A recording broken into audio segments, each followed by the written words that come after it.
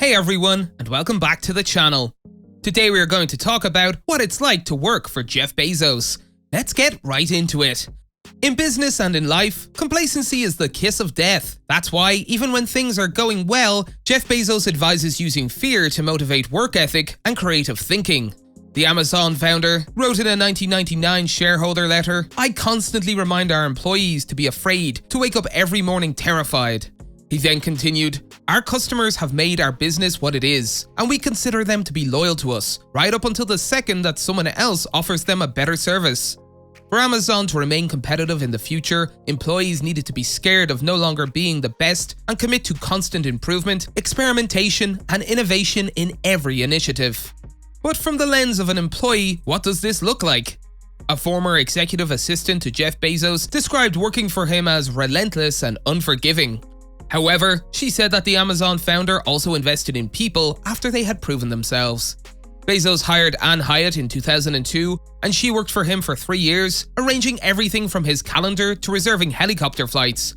She eventually moved to Google, where she worked as an assistant to rising executive Marissa Mayer and then CEO Eric Schmidt's chief of staff. Hyatt is currently an executive coach and has written a book about her work with big tech executives. Hyatt told Insider that working for the Amazon founder turned space mogul was relentless. She said, "That, at the core in a single word, is who he is and who he wants his employees and his company to be." One of the factors credited with propelling Amazon's expansion from a small online bookstore operating out of Bezos' garage in 1994 to a company worth more than $1.4 trillion is its concern with customers. Relentless was also one among the names Bezos explored for his e-commerce platform before settling on Amazon. The domain name relentless.com still leads to Amazon's website. However, the corporation has been criticized for its allegedly merciless treatment of employees, including a strict approach to performance management and thorough monitoring of delivery drivers and staff in its distribution centers. Hyatt said the workplace may be unforgiving in her experience, but that working closely with Bezos has significant benefits. She said, "I've known a lot of other relentless people that I would never spend 15 hours a day with." Hyatt then added, "When Bezos chooses to invest in an employee, he teaches you to think like he does, to question and to envision and to demand more from yourself than anyone else would." Bezos' management style is similar to his hiring philosophy, Hyatt said, which is to hire people he has to hold back, not push forward. She said, "Once you've earned your keep just by getting hired, the reins are off, and he's going to let you hang yourself with them if you're going to." Hyatt also said that Bezos also doesn't suffer fools. If he thinks you've not done your homework on something you should have, he will let you know about it. But according to Hyatt, he will also convert a seed of an idea accidentally offered by an employee into a job and encourage the person to pursue it further. Hyatt shared an example of when she was asked to help Bezos write his first TED Talk in 2003. In his speech, Bezos wanted to compare the dawn of the internet to either the gold rush or the discovery of electricity. He was curious if there were any examples of people becoming terrified by these historical events.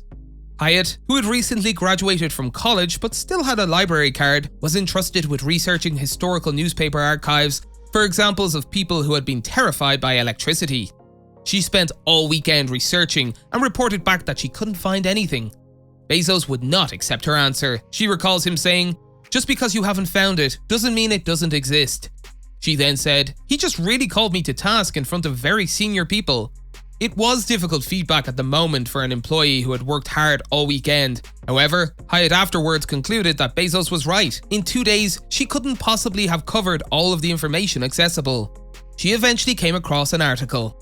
This backed up what Bezos wrote in a 2016 shareholder letter. He wrote, "To invent, you have to experiment. And if you know in advance that it's going to work, it's not an experiment." He then added, "Failure and invention are inseparable twins."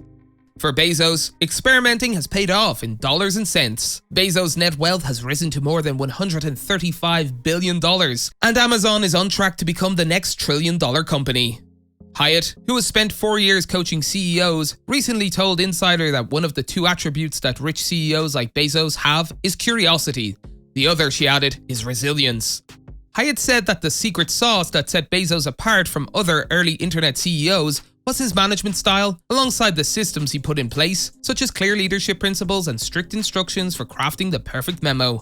This meant his decision-making could be replicated, extending his influence beyond his physical presence.